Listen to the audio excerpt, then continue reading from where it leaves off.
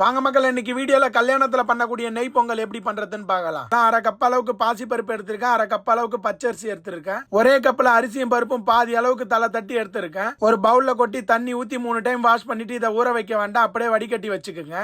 எந்த கப்ல அரிசியும் பருப்பும் அளவு எடுத்தோமோ அதே கப்ல 3 கப் அளவுக்கு தண்ணி எடுத்திருக்கேன். நிறைய பேர் பொங்கல் பண்ணும் போது ஒண்ணு தண்ணி கூடுதலா ஆயிடும், அப்படி இல்லைன்னா தண்ணி பத்தாத போயிடும். அவங்க எல்லாம் இந்த ரெசிபியை ட்ரை பண்ணி பாருங்க, டேஸ்ட் அந்த அளவுக்கு சூப்பரா இருக்கும். 3 கப் தண்ணியை குக்கர்ல ஊத்திட்டு வடிகட்டி வச்சிருக்க அரிசி பருப்பு இதுல கொட்டிடலாம். 2 டேபிள் ஸ்பூன் அளவுக்கு நெய்யை ஊத்தி தேவையான அளவு உப்பு போட்டு இதை 3 விசில் வச்சிருங்க. எந்த கப்ல அரிசியும் பருப்பு எடுத்தோமோ அதே கப்ல 1/4 கப் அளவுக்கு நெய்யை ஊத்திடலாம். 1 டேபிள் ஸ்பூன் அளவுக்கு மிளகு போட்டு நல்லா வெடிக்கட்டும். வெடிச்சதுக்கு அப்புறமா 3/4 டேபிள் ஸ்பூன் அளவுக்கு ஜீரகம் போட்டுடலாம். 2 கொத்து கருவேப்பிலை, 4 டேபிள் ஸ்பூன் அளவுக்கு முந்திரி பருப்பு, இது கூடவே 1 டேபிள் ஸ்பூன் அளவுக்கு இஞ்சி பொடியா கட் பண்ணி வச்சிருக்கேன், அதையும் போட்டுடலாம். பொங்கலுக்கு முக்கியமானதே பெருங்காயத்தூள் தான், அதை 1/2 ஸ்பூன் அளவுக்கு இதுல போட்டு நல்லா கலந்து விட்டுடலாம். கல்யாண நெய் பொங்கலோட ரகசியமே பாத்தீங்கன்னா அரிசி பருப்போட அளவும் தண்ணியோட அளவும், அது இல்லாம நெய்யோட அளவும் தான்.